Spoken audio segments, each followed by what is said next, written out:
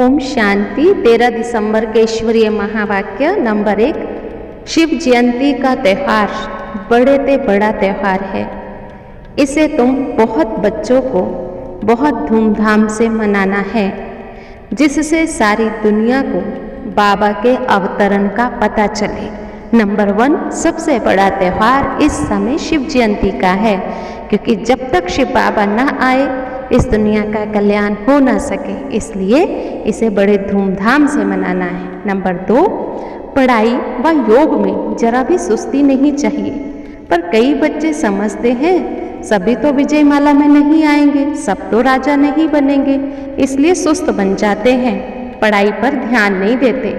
लेकिन जिसका बाबा से पूरा प्यार है वह एक्यूरेट पढ़ाई पढ़ेंगे, उन्हें सुस्ती आ नहीं सकती। सुस्ती को तो वह दूर से ही भगा देंगे, क्योंकि उनके मन बुद्धि में है बाबा आया हुआ है। नंबर 3, कई बच्चे बहुत अच्छे से ज्ञान में चल रहे होते हैं, लेकिन चलते चलते उनको देह अहंकार आ जाता है। देह अहंकार में आने के कारण एक दो को बहुत तंग करते हैं। चलन से ऐसा दिखाई पड़ता है जैसे ये देवता बनने वाला है ही नहीं, क्योंकि वह हमेशा ही क्रोध काम इनके वशीभूत रहता है।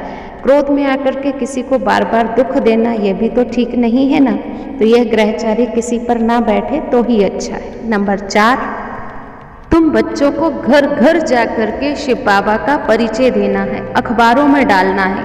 बाबा कहते बहुत है जिनको अभी पता ही नहीं, उनको बताओ तो सही, परम पिता शिव परमात्मा आया हुआ है, आओ बाबा से अपना वर्षा ले लो। जिसको वर्षा लेना है वो आएंगे ज़रूर। आत्मा तो जानती है कि परमात्मा हमारा पिता है, तो वो बाबा को याद कर बाबा से सुख शांति का वर्षा ले ले। नंबर 5, आजकल बर्थडे मनाने के बहुत फैशन हो गए हैं, बहुत अच्छे से बर्थडे मनाते हैं, सबको बुलाते हैं, पार्टीज करते हैं। और बाबा ने कहा देखो मेरा बर्थडे, उसको इतना महत्व नहीं देते हैं। बाबा का बर्थडे जिसको बहुत अधिक महत्व देना चाहिए, क्योंकि बाबा का अवतरण होता है तभी तो संसार का कल्याण होता है। तो धूमधाम से बाबा का बर्थडे यानी शिवरात्रि मनानी चाहिए। वही पूरे संसार का रचयिता और उसी की ही शिवरात्रि नहीं मनाते, यह तो ठीक बात नहीं है ना। इसीलिए बाबा ने कहा बच्चे शिव जयंती जो है बहुत धूमधाम से बच्चों को मनानी चाहिए। नंबर 6, दुनिया में भी जो अच्छी पढ़ाई पढ़ जाते हैं उन्हें भी पोस्ट पोजीशन का नशा रहता है, तो तुम्हें भी यहाँ पढ़ाने वाला कौन है, इस पढ़ाई का नशा रहना चाहिए।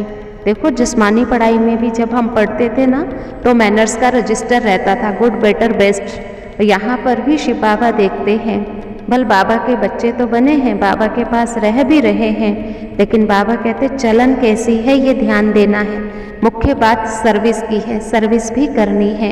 नंबर 7, हिम्मते बच्चे मद दे बाप, तुम्हें सबके कल्याण के लिए तत्पर रहना है। अकल्याण तो मनुष्य का हो ही रहा है, कल्याण की मत उनको कौन देगा, कुछ भी तो दुनिया वाले समझते नहीं हैं।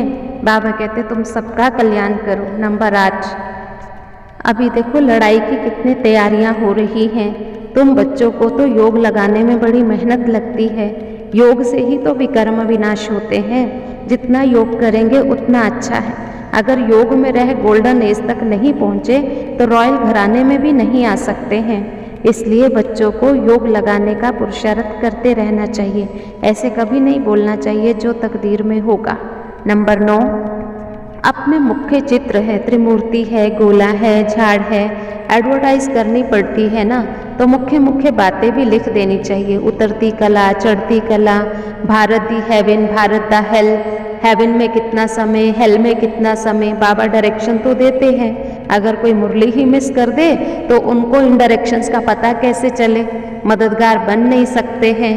नंबर 10, बाबा ने कहा तुम्हारे में हड्डी ज्ञान बहुत थोड़ों में है, जिनको ज्ञान का नशा ही चढ़ा हुआ हो, अपनी राय निकालते रहें। स्लोगन की समझानी भी लिखनी पड़ती है ना, अपने आइडियाज़ तैयार करो, सर्विस के लिए राय निकालो। सर्विसेबल बच्चों को तो बाबा ने कहा राय देते लेते रहना चाहिए, बाबा की बातों का रिस्पॉन्ड भी करना चाहिए।